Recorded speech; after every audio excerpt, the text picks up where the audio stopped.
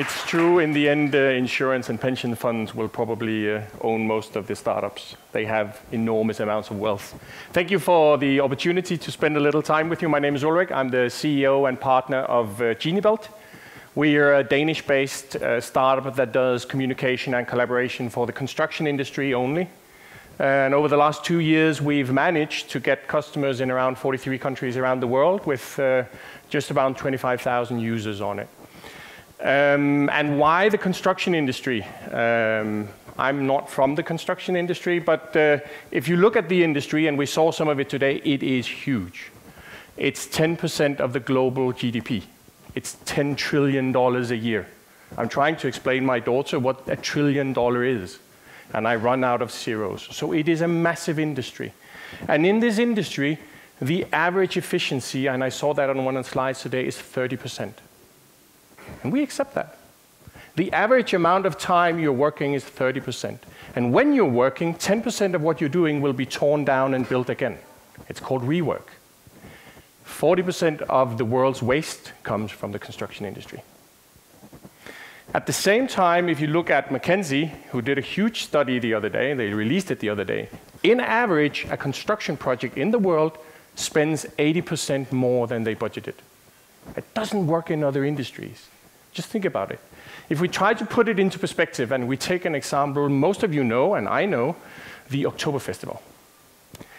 In Munich, 3,000 people spend 10 weeks to build 600 locations for us. We then have 16 great days, and we pay an average 10 euros for a beer. We drink 6 million liters of it, by the way. If that was a construction project, if the October Festival was a construction project, it would not be the October Festival. It would be the December Festival, which sort of kills the concept, right? And the worst part is every time you bought a beer, you would be paying 18 euros for it. And why is that? If we try to look at why have people really accepted that this is the fact? Because a lot of people will say, yeah, that's true. That's how it works. It's because there's a lot of broken communication in the industry. We use SMS, we use email, we use voice. We wait for weeks to get project updates. And there is a lot of mistrust. There is a lot of conflict. It's sort of the state of the nation when you work in the industry, that at some point you will go to court to win your money. And when I've been talking to hundreds of construction companies over the last couple of years, every player, clients, architects, advisors, contractors, subcontractors, and they say the same thing. It's always been like that. You can't change it. It's a very special industry. A lot of people get together for the first time. They have different purposes in life.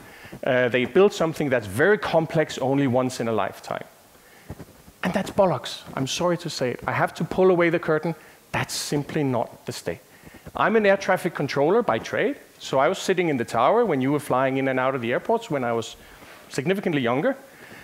And just think of an airport. It's a lot of companies that come together every single day. Some of them for the first time. And they're all there with different purposes. Some are there to transport passengers. Some are there for selling food. Some are there for the security. I'm there for controlling the planes. But we make it happen. People, as a rule, don't die when they land and they take off from airports, right? It's actually more safe to travel than it is to work in the construction industry. One more fact, more people die in the construction industry every year than in every armed conflict in the world together. So take that into the equation as well. And what's the difference then if we take an airport and the construction industry? What's the difference there? From my point, sitting in a tower and trying to compare it, it's two things. It's trust. Everybody working in an airport will trust the information that they're given, and they will react on it. And it's also real-time data. It's not like I landed 2 hours ago, what should I do? It's not you may take off in 2 weeks. We react on real-time data and we make things work. And I think that's what construction and what digital technologies in the construction is about.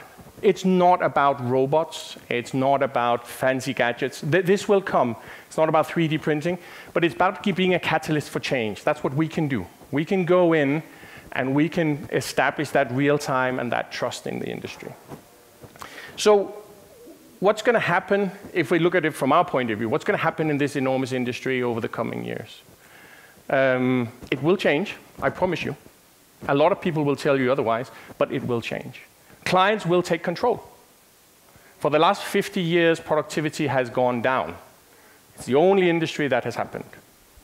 But clients will now take control.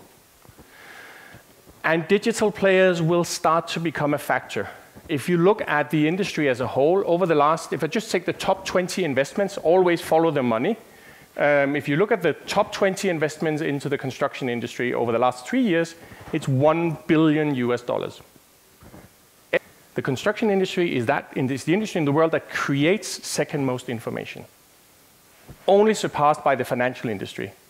But the financial industry is very, very good at keeping that information and learning from it. 95% of every single piece of information in the construction industry is thrown out with the building water. We never look at it. So go mobile, go cloud, but keep the data. Focus on it. Thank you very much.